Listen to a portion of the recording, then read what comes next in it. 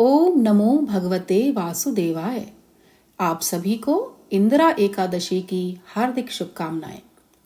सतयुग में महिष्मती नगरी का राजा इंद्रसेन हुआ, जो एक बड़ा पराक्रमी एवं धार्मिक था। अपने राज कार्यों के साथ ही वह जप तप आदि धार्मिक क्रियाओं में भी लगा रहता था और हरि की उपासना जरूर करता था। एक दिन आकाश मार्ग से देवर्षि नारद राजा के दरबार में आए और राजा ने अपने सिंहासन से उठकर नारद जी को प्रणाम करके उनके चरण धोए और आरती उतारकर उनका स्वागत किया।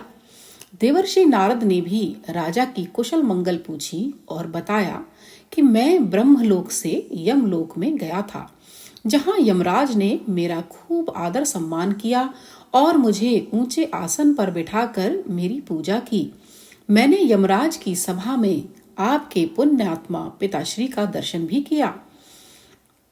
उन्होंने मुझसे कहा कि महिष्मती नगरी का राजा इंद्रसेन मेरा पुत्र है। जब आप उससे मिलोगे तो मेरा एक संदेश उसे जरूर दे देना। आपके पिताश्री ने कहा है कि पिछले जन्म में एकादशी व्रत भंग करने के कारण उन्हें यमलोक में रहना पड़ रहा है।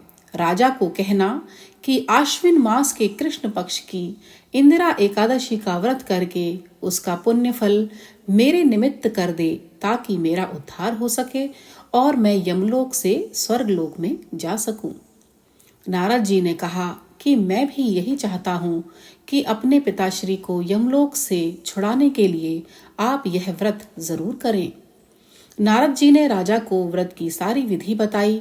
राजा इंद्रसेन ने नारद जी के उपदेश के अनुसार ही पूरे नियम से इंदिरा एकादशी व्रत का पालन किया तथा अगले दिन द्वादशी को भगवान विष्णु जी के महाप्रसाद के साथ पितृ तर्पण तथा श्राद्ध किया और व्रत का फल अपने पिताश्री के नाम किया।